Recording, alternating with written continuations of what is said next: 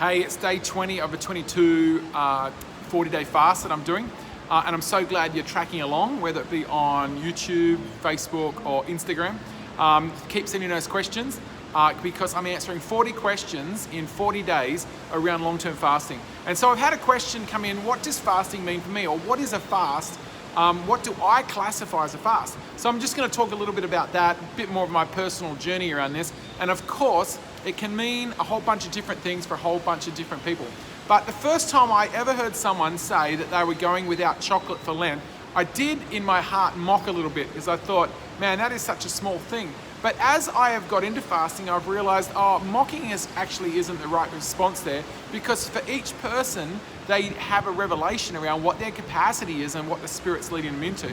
So it's not actually for me to say whether somebody else is in a true fast or not. It's all about me listening to the Spirit of God and what He is saying to me in this fast. So, what is a fast? It's any time, I think, you go without something that you normally would have in order to enter into a deeper time with God. So most of the time it would be food, but I've encouraged youth groups that I've been a pastor of to consider social media, or to encourage all sorts of things, maybe watching TV back in the day, fasting from that, in order that they would have this season of going harder after God and who He is and desiring Him more. And so the whole thing is saying, God, I desire you more than the hunger I have right now. It even says in Beatitudes, it says, blessed are those who hunger and thirst for righteousness, for they shall be filled. And so fast for me is all about being blessed because I'm hungry and thirsting for righteousness, and I will be filled. So a couple of things for me.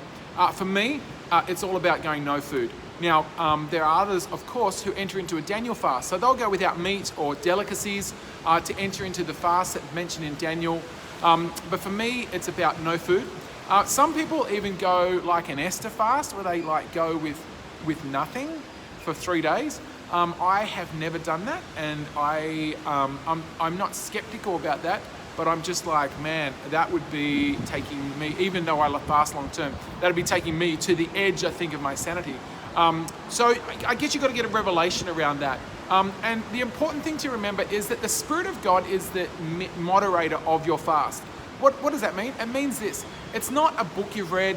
It's not advice you've had from someone else. It's actually being in tune with the Holy Spirit and saying, Spirit of God, what do you say I should have or not have in order that I would pursue you?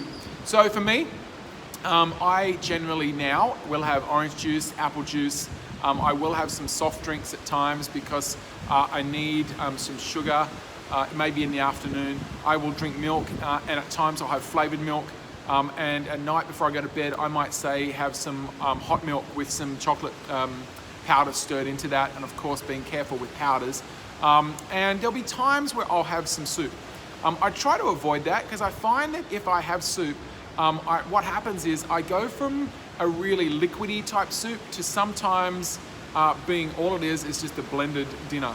And I want to avoid that. So there'll be time to time, but I try to avoid that as much as possible. And that's for me what I call fasting. Now for other people, they might be like, man, I'm just only water. And that's, I guess, a conviction you've got to have. So when I think about fasting, that's what I think about. So day 20. Hopefully these videos are helpful for you. I'm really hoping that it stirs a conversation, whether that be an internal conversation for you and God, or whether that be just within your home group or within your church, around this idea that we can see the planet change through a movement of prayer and fasting across the planet.